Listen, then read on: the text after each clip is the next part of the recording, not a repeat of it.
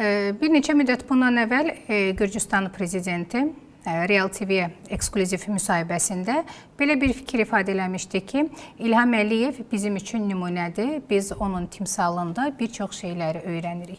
Necə fikirləşirsiniz? Azərbaycanın yürütdüyü siyasət, qlobal şimal və qlobal cənub arasında körpü rolunu oynamaq, eləcə də qlobal cənubda olan bir çox hadisələri, istər müstəmləkəçilik olsun, istər başqa ölkələrin, zəif ölkələrin daxili siyasətinə qarışmasına etiraz əlaməti olsun. Necə fikirləşirsiniz? Digər qlobal cənubda olan ölkələr Azərbaycandan daha nələri götürməlidirlər nümunə olaraq? Birinci növbədə Azərbaycandan götürməlilər ki, aydın siyasi kurs və aydın siyasi niyyət. Bizim niyyətimiz hər hansı bir dövlətə qarşı deyil. Bizim niyyətimiz çox aydındır, sadədir. Biz istəyirik ki, beynəlxalq hüququn norma və prinsiplərini hörmətlə yanaşılsın. Özdə onu yeri gəlmişkən yazan elə onu pozanlardır. Bəli, eynən. BMT nizamnaməsini kim yazıb? Böyük dövlətlər yazıb da. Onlar onu ilk növbədə pozurlar. Deməli, selektiv yanaşırlar.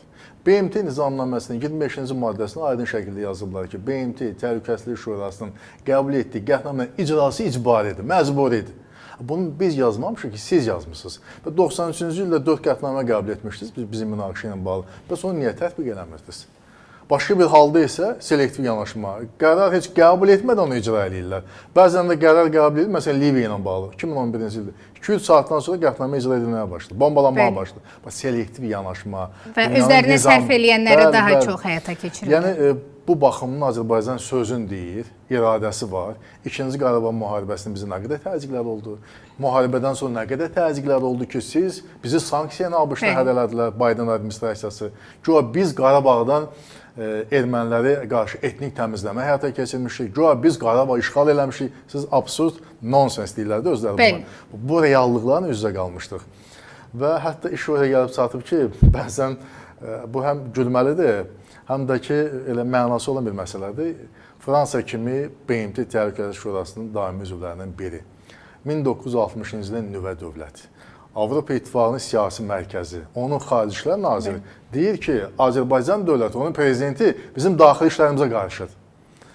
Biz görmüşük ki, adətən böyük dövlətlər, kiçik dövlətdən daxili işinə qarışır. Bəli, onlardan belə bir açıqlamaları var idi. Bu sözün nə qədər gülməli olsa, bu sözün başqa bir mənası var ki, Azərbaycan artıq o qədər ciddi siyasi aktor kimi qəbul edirlər ki, bunu deyirlər ki, Azərbaycan onların daxili işlərinə qarışa bilir. Yəni, bu həm də bizim elə gücümüzdür. Bizim o niyyətimiz yoxdur. Biz onların daxili işinə qarışmırıq.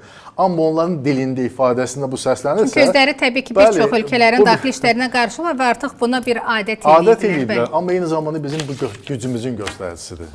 Özləri istər-istəməz, yalan da danışdılar belə. Amma eyni zamanda daxillərində bir his var ki, Azərbaycan o qədər güclənib ki, artıq hətta onların məntiqinə görə Azərbaycan onların daxili işlərinə qarışa bilir.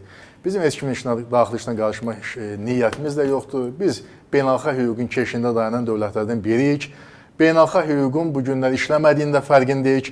Amma biz onu müdafiə edirik və hesab edirik ki, beynəlxalq hüququn olmadığı yerdə artıq dövlətçilik olmur. Anarxiya onda başlayır. Biz ona görə də beynəlxalq hüququn keşiyindəyik və bugün keçirilən başdakı tədbirdə qlobal cənubun qeyri-hökumət təşkilatlarının vahid platforması yaradılması eyni niyyətə xidmət edir ki, qlobal cənub dövlətlərinə, onların dövlətlərinə qarşı o təzyiqlərə qlobal cənubun qeyri-hökumət təşkilatlarının da birgə fəaliyyəti olsun, onların birgə reaksiyası olsun və həm də onlar inkişafa, tərəqqiyə birlikdə töhfə versinlər.